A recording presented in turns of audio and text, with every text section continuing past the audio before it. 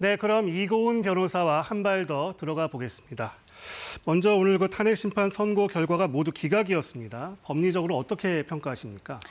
일단 저는 예상했던 결과였고요. 사실 네. 어제도 뉴스에서 이 결과를 예측해달라고 했었는데 전 기각될 가능성이 높다라고 예상하기도 했습니다. 아마 많은 법조인도 예상했던 결과였는데요. 네. 다만 예상하기 좀 어려웠던 것은 8대0. 전원일치, 이 만장일치된 결론이었다라는 겁니다. 네. 그만큼 헌재에서는 검사나 감사원장의 재량의 범위, 재량권에 대해서 굉장히 넓게 인정하고 있다라는 생각이 들었고요. 또 특히나 이진숙 방통위원장 탄핵 선고 때는 4대4로 의견이 갈리지 않았습니까? 네. 그런데 이번엔 8대0의 만장일치 의견을 낸 것은 그 사이에 국론이 정말 두동강 났다라는 표현이 맞을 만큼 굉장히 정치적으로 혼란감이 크기 때문에 그런 부분에 대한 혼란감을 좀 줄이기 위해서 헌재에서도 재판관들이 최대한 의견을 모으고자 노력하는 것이 아닌가라는 생각이 들었습니다. 네.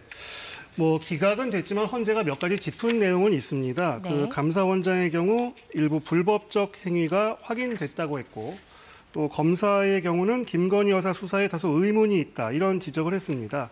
어떤 의미인가요? 좀 설명을 해주시죠. 네, 이 체제 감사원장 같은 경우에는 두 가지의 불법성이 있다라고 이야기를 했습니다. 첫 번째는 이 감사원의 전자문서 시스템을 변경한 부분이 이 국가공무원법 제56조에 위반한다라고 이야기했는데요. 네. 공무원의 성실 의무에 위반된다라는 규정입니다.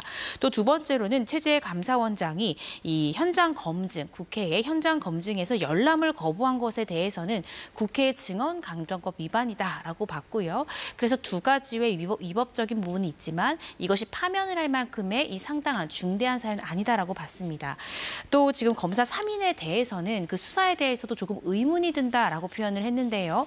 물론 수사에 대해서는 그 방법이랄지 조사 방법에 대해서는 상당 부분 재량권을 가지고 있는 것은 맞지만 도이치모터스 사건 관련해서 김건희 여사가 정범과의 이 공동 가공의 의사가 있었는지 또 이 정범이 이 주가 조작을 하고 있다는 사실을 인식을 하고 있었는지 이런 부분에 대해서는 이 김건희 여사가 사용하고 있는 휴대폰의 어떤 메시지 내용을 확인한다든지 아니면 PC의 기록 등을 확보할 필요가 있었을 것 같은데 그런 부분들을 확보하지 않은 부분에 이 좀 수사의 아쉬움, 좀 의문점이 든다라고 이야기를 했습니다. 그렇지만 이 피청구인 검사 3인이 수사에 합류했을 시점은 이미 도이치모터스 사건으로 수사가 한 3, 4년 정도 이미 진행된 상태에서 수사에 개입했기 때문에 그때에 이르러서는 어떤 유의미한 추가 증거를 확보하기 좀 어렵다라고 판단했을 가능성이 있어서요. 네. 이러한 결정을 두고 검사의 재량권 범위를 일탈했다. 여기까지 볼 수는 없다라는 이유로 검사 3인에 대해서도 전원일치, 만장일치로 기각을 했습니다. 그러니까 김건희 여사 수사에 의문이 다소 있다고 한 부분은 검사 3명 모두에 해당하는 그 부분인가요? 네, 그렇습니다. 이 도이치모터스 사건 관련해서 좀 추가적인 증거 확보를 위해서 어떤 강제 수사, 압수수색이나 이런 것들이 필요했을 것 같은데 네. 그런 부분들에 대해서 이 피청구인 3인이 시도가 좀 없었다는 점을 지적했고요. 네. 그렇지만 그때 당시는 이미 사건이 시작된 지가 너무 오래 시간이 흐른 시점이라서 아마 추가적으로 증거를 얻을 가능성이 좀 낮다라고 재량권을 발동해서 선택했던 것이 아닌가 생각이 든다라는 취지로 기각 의견을 설치를 했습니다. 네. 그렇군요. 오늘 결과가 나오자 윤 대통령 측이 이렇게 주장을 했습니다. 비상계엄의 정당성이 증명되고 있다. 이런 주장을 했습니다. 이게 무슨 뜻입니까?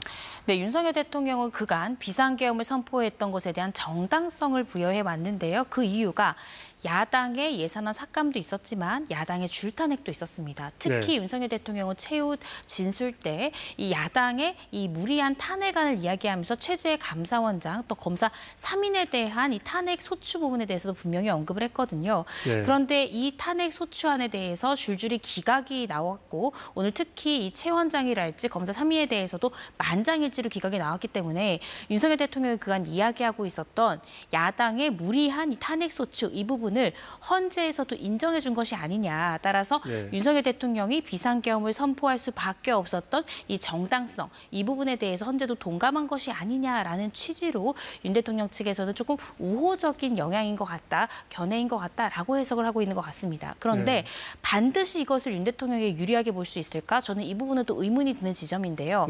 헌재에서는 정말로 이 야당의 좀 무리한 탄핵이었다라고 볼 수 있는 가능성도 있지만 오히려 야당의 이런 줄탄핵에 대해서 헌재가 정당한 법적 사법 시스템을 통해서 충분히 기각 결정을 내므로써 이 야당의 줄탄핵 사태를 정당하게 막을 수도 있다는 것을 또 보여준 한 가지의 사례일 수 있거든요. 그래서 현재의 검찰의 이 기각 결정이 반드시 윤 대통령에게 유리하게만 작용할까라는 점에 대해서는 저는 조금 좀 의문이 드는 그런 상황입니다. 그렇군요. 그러면 이제 오늘이 벌써 목요일이니까 이제 윤 대통령 탄핵 심판 선고는 이번 주는 어려운 거죠? 네, 이번 주는 어려울 것 같습니다. 그 이유가 이제 이번 주 평일은 내일만 남지 않았습니까? 그런데 최재 감사원장이랄지 검사 3인에 대한 탄핵 심판에 대한 결론도 선고개의 기준으로 한 이틀 전에 고지가 됐거든요. 그렇다라고 한다면 내일 있을 선고에 대해서 아직까지는 지정이 나오지 않았기 때문에 이번 주 안에 윤석열 대통령에 대한 선고가 나오긴 좀 어려울 것 같습니다. 그래서 다음 주가 될 가능성도 있고 예. 조금 더 늦어질 가능성이 있는데 예. 지금 남은 쟁점은 과연 한덕수 총리에 대해서 먼저 선고할 것인가 아니면 윤 대통령에 대해서 헌재가 먼저 선고할 것인가 이 부분이 남는데요. 네. 아마 이 두 사람에 대한 탄핵 심판 선고의 순서는 어떤 것을 먼저 선고하는 것이 국정 혼란을 최소화할 수 있는가 이 부분도 헌재 재판관들은 고민하는 한 가지 지점이라고 생각이 들어서요. 네. 조금 더 선고기 일정을 지켜봐야 될 것 같습니다. 그렇군요. 이 대통령 구속 취소도 좀 짚어보죠. 어제 그 법원 행정처장이 즉시 항고의 필요성을 지적하자 검찰이 검토해 보겠다고 했는데 하루 만에 오늘 입장이 나왔습니다. 뭐 달라진 게 없다. 뭐 기존 입장 그대로다 이렇게 얘기를 했는데 많은 논의를 했을 것 같아요. 뭐 어떤 진통이 있었을까요? 아무래도 이렇게 오늘 대검 차원에서 다시 한번 논의를 하게 된 건 이 천대엽 법원 행정처장의 석방한 상태에서도 즉시 항고가 가능할 것 같다. 그리고 아직 기간이 남아있다라는 발언 때문일 것입니다. 그런데 대검 입장에서는 결국 항고를 제기할 것인가 아닌가는 검찰의 결정이지 네. 아무리 법원 행정처라고 하더라도 외부 기관의 영향으로 굉장히 분명하게 의사를 드러냈던 이 검찰의 입장을 바꾸긴 좀 어려웠을 것 같고요. 네. 또 그간 이 검찰에서 계속 이야기했던 위헌 논란 이 부분이 아직 사라진 상태가 아니기 때문에 기존 입장을 그대로 유지한 선택을 한 것이 아닌가 싶습니다.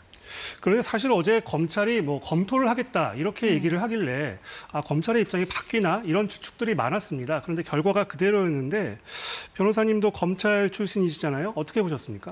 저는 즉시 항고를 포기한 선택지는 개인적으로 좀 아쉽습니다. 두 가지 이유에서인데요. 첫 번째는 윤석열 대통령에 대한 1심 재판 본안에서 다투겠다고 했는데 1심 재판 굉장히 길어질 것으로 예상이 됩니다. 증인만 500명이 넘을 수도 있다는 추측이 나오고 있는데요. 그렇다라고 한다면 본안의 결과를 받아들 때까지 1년 이상의 시간이 소요될 수 있고요. 시간이냐 날이냐의 논란이 1년 이상 장기화될 수 있다는 점에서 조금 아쉽습니다.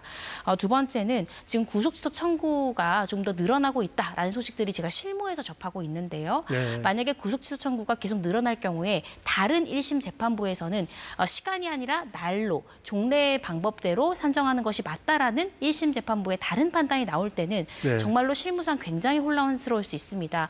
그래서 상급 법원에 조금 더 빠르게 결정을 받아봤던 것이 네. 이 검찰이랄지 저도 형사사건을 변호하는 변호사로서 네. 혼란점을 좀 줄일 수 있지 않았을까라는 생각에 조금 아쉬운데요. 네. 그렇지만 본안에서 다투기로 한 만큼 본안에서는 검찰에서 이 부분을 어떻게 입증할지 좀 더 지켜봐야 될 것 같습니다. 네, 그 말씀하신 대로 구속 취소 청구가 잇따르고 있습니다. 그 명태균 씨, 김영선 전 의원, 김용현 전 장관 구속 취소를 청구했습니다. 어떻게 보십니까? 네, 이 명태균 씨 같은 경우에는 본인 변호인을 통해서 오늘 오전 구속 취소 청구를 했다라고 밝혔는데요. 그 청구 사유가 구속 사유가 없어졌다는 겁니다. 뭐 도주할 우려라든지 아니면 증거인멸 우려가 없다라는 취지로 구속 취소 청구를 했고요. 또 이 김영선 전 의원 역시나 지난 10일에 구속 취소 청구를 했는데 변호인 말에 따르면 그동안 이 구속 취소 청구를 할까 말까 고민하다가 네. 윤 대통령에 대해서 구속 취소 청구가 인용되는 결정을 한 걸 보고 네. 김영선 전 의원이 나도 해봐야 되겠다라면서 구속 취소 청구했다는 겁니다. 그렇지만 두 사람이 현재 주장하고 있는 것은 이 도망의 우려랄지 증거인멸의 우려가 없다라는 취지, 구속 사유가 없다라는 취지여서요. 윤 대통령에 대해서 지기현 부장판사가 구속 취소 인용 결정을 했던 것과는 조금 결을 달리합니다. 네. 어떤 구속기관에 대한 산입에 오류가 있다라든지 아니면 공수처의 수사 이것과는 지금 이 구속 취소 청구를 한 명태균 씨라든지 김영선 전 의원은 해당 사항이 없기 때문에 구속 취소 청구 했지만 받아들여질 가능성은 좀 낮지 않을까 싶습니다. 김용현 전 장관은 어떻습니까? 김용현 전 장관은요 이미 지기현 부장판사에게 한 차례 구속취소 청구한 바 있고 기각 결정이 나왔습니다. 그런데 또다시 재청구를 했는데요. 계속해서 같은 쟁점을 이야기하고 있습니다. 불법 구금 또 불법 구금 상태에서 얻어진 증거는 증거인력이 없다라는 취지의 주장을 반복하고 있어서요. 네. 이미 지기현 부장판사가 기각했기 때문에 재청구를 한다고 한들 그 결론이 바뀔 가능성은 대단히 낮지 않을까 싶습니다. 네, 알겠습니다. 이고은 변호사였습니다. 말씀 잘 들었습니다.